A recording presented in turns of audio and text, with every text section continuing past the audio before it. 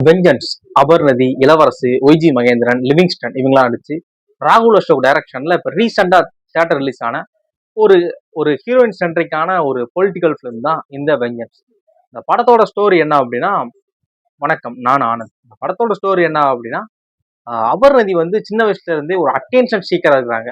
இந்த பசங்க படத்துல அன்புக்கு கை தட்டுவாங்க, கை தட்ட அவர் வந்து எல்லா விஷயம் சாதிப்பார்ல, அந்த மாதிரி இவங்களை எல்லாருமே பேசணும், இவங்களை எல்லாரும் பாராட்டணும், இவங்களுக்கு தெரியாத ஆள் இருக்கக்கூடாது, ஒரு ஒரு அந்த மாதிரியான ஒரு அட்டென்ஷன் கிரியேட் பண்ணணும், நம்ம இருக்கிறத நம்ம தான், அது மாதிரி எந்த ஒரு விஷயம் நடந்தாலும் சரி நம்மளோட பேர் தான், நம்ம தான் ஒரு முக்கிய செய்தியா இருக்கணும், தலைப்பு செய்தியா நம்ம தான் இருக்கணும் அப்படிங்கிற மாதிரியான ஒரு அவங்களுக்குள்ள ஒரு அடிக்ஷன் இருக்கு. இந்த அடிக்ஷன்னால சின்ன வயசுல 10th நீ ஸ்கூல் ஃபர்ஸ்ட் வாங்கினா ஸ்கூல் ஃபுல்லா உனக்கு தெரியும், உனக்கு தெரியாத ஆள் இருக்க மாட்டாங்க அப்படிங்கிறாங்க. அதனால 10th ஸ்கூல் ஃபர்ஸ்ட் வாங்குறாங்க. அதவே 12th பண்றாங்க. நீ வந்து யூபிஎஸ்சில வந்து டாப் ரேங்க் வாங்கினா இந்தியா மொத்தத்தையும் உன்னை தெரியும், இந்தியா மொத்தம் உன்னை பேட்டி எடுப்பாங்க, நீ தெரியாத ஆளே இருக்க மாட்டாங்க அப்படிங்கிறப்ப அதையும் பண்றாங்க. இந்த மாதிரியான ஒரு கேரக்டர் இருக்கக்கூடிய ஒரு ஆள் வந்து ஒரு கட்டத்துல பாலிடிக்ஸ்குள்ள வராங்க, தேர்தல் அரசியலுக்குள்ள. இவங்க தேர்தல் அரசியலுக்குள்ள வந்ததுக்கு அப்புறம் அது இவங்களை எந்த அளவு சேஞ்ச் பண்ணிச்சு, இவங்க அந்த பாலிடிக்ஸை எந்த அளவு ஹேண்டில் பண்றாங்க அப்படிங்கிற ஒரு ஃபிலிம் தான் இந்த வெஞ்சன்ஸ். இந்த படத்தோட ஸ்டோரி ஆகட்டும், படத்தோட ஸ்கிரீன் பிளே ஆகட்டும், இந்த படத்துக்கு தேவையான அந்த ஒரு மூட வந்து அப்படியே கேரி பண்ணுது. எந்த இடத்துலயுமே ஒரு அவுட் ஆஃப் சோன் போறதோ, இது எதுக்கு தேவையில்லாத காட்சிகள் அமைப்புகள் அப்படிலாம் இல்லை. அந்த அந்த கோர் ஐடியா வச்சுதான் படம் அப்படியே மூவ் ஆகுது. படத்துல வரக்கூடிய நிறைய காட்சிகள் பாத்தீங்க அப்படின்னா, நம்ம யூஸ்வலா நம்ம பாக்குற ஒரு பொலிட்டிக்கல் பேஸ்டு பிலிம்ஸ்ல எந்த மாதிரியான காட்சி அமைப்புகள் இருக்கும், என்ஜிகே, எல்கேஜி இந்த மாதிரி படங்கள்ல வந்து நிறைய இடங்கள்ல இப்ப நம்ம நாட்டில் நடந்துகிட்டு இருக்கிற அரசியலை இல்ல நடந்த அரசியலை அங்கங்க பிளேஸ் பண்ணிருப்பாங்கல்ல, ஒரு ரீக்ரியேட் சீன் மாதிரி. அந்த சீன் பார்த்த உடனேவே இவங்க இதைத்தான் மீன் பண்றாங்க, இதைத்தான் நீங்க சொல்லாம சொல்றாங்க நமக்கு தோணும்ல. அப்படி இதுல நிறைய சீன் இருக்கு. அந்த சீன்லாம் நீங்க பாக்குறப்ப ஓகே இதைத்தான் சொல்றாங்க, இந்த விஷயத்தான் மீன் பண்றாங்க அப்படிங்கறத நம்ம புரிஞ்சுக்கலாம். ஈஸியா நமக்கு அந்த அந்த அந்த விஷயங்கள்லாம் புரியுது. நிறைய விஷயங்கள் அந்த மாதிரி நம்ம புரிஞ்சுக்க முடியுது.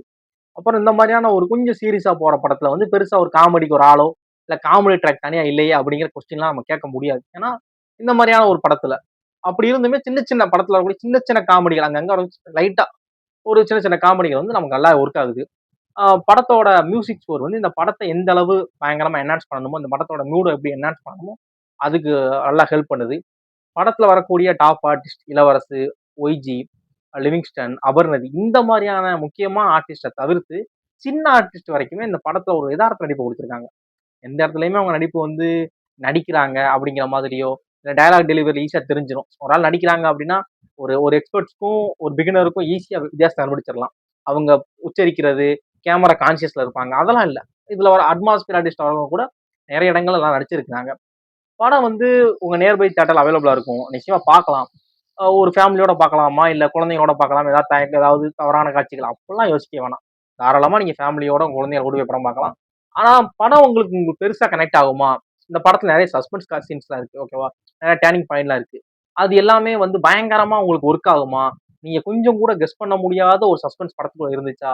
அது உங்களுக்கு கனெக்ட் ஆச்சா? அப்படின்லாம் என்னால போய் சொல்ல முடியல. நிறைய படத்துல வரக்கூடிய நிறைய சஸ்பென்ஸ் கெஸ் பண்ண முடிச்சு.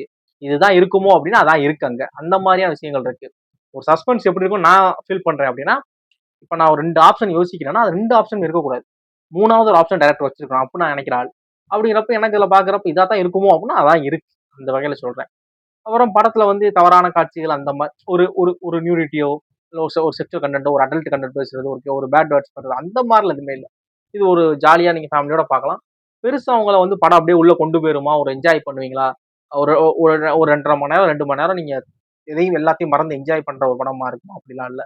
ஒரு பயங்கரமா உங்களை என்டர்டெயின் பண்ணுமா, ஒரு கலகலப்பு மாதிரி காமெடியில அப்படியே அதெல்லாம் இல்ல.